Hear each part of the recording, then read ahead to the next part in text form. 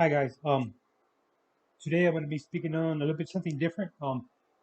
I've never actually worked in one of these facilities. My team was assigned to the Oakland actual plant, but I never actually, I never worked there. I never was assigned there. It's actually the where all the mail comes in for the West Coast, mail from international mail, right? So. Um, at these facilities, there's so much mail coming in that not every piece of mail can actually be scrutinized or checked or screened or anything like that. So I got a couple of stories coming from you from this one actually in the middle of the United States. This individual, uh, he was late 30s. He actually, from his point of view, from his end, he was doing everything that he needed to do to stay under the radar. He wasn't flashy. He wasn't flaunting. He just kept his routine uh, humble. But just like every illegal activity, somebody gets hemmed up. Somebody gets taken down, and they give up information. They give up a lot of details, and somebody gave this actual individual up. Um, from what I understand, he did not have any kind of help. Uh, he did it all by himself. He was a plug, a big plug. A plug means that this individual has direct contact, direct connect to a supplier of contraband. He's not looking around. He's not actually having a hard time locating any type of substance. He has a direct connect.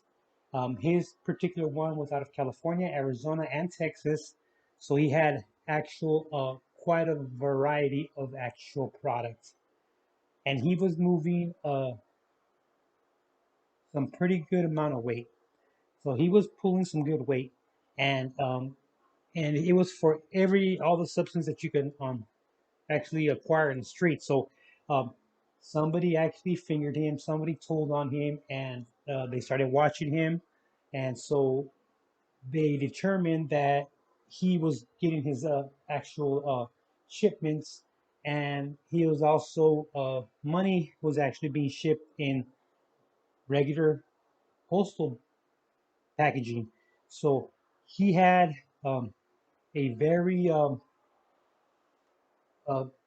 simple but yet effective way of actually getting his actual dope, because the fact that he had two addresses on file, so the post office did not raise any kind of alarm to the actual amount of packages coming into this actual individual.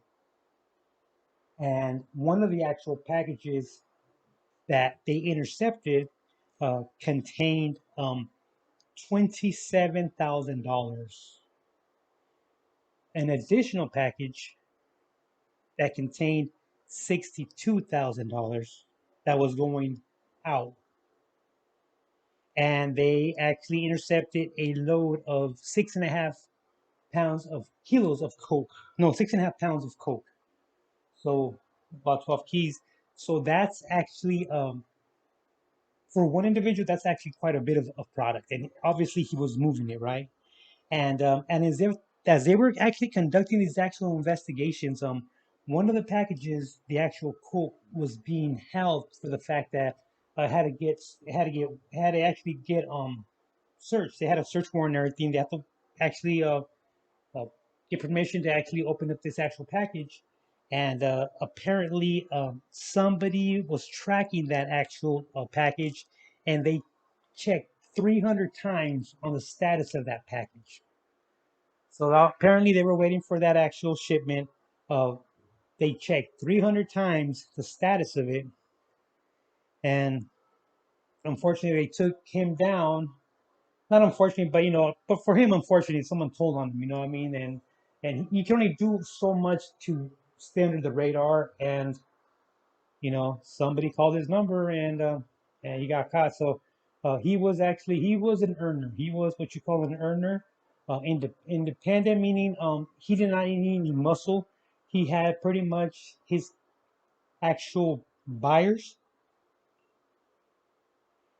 under control. Under control meaning they were not to get him. Everything was smooth except somebody got jammed up and fingered him. So that there's that one there. I got another one for you guys too.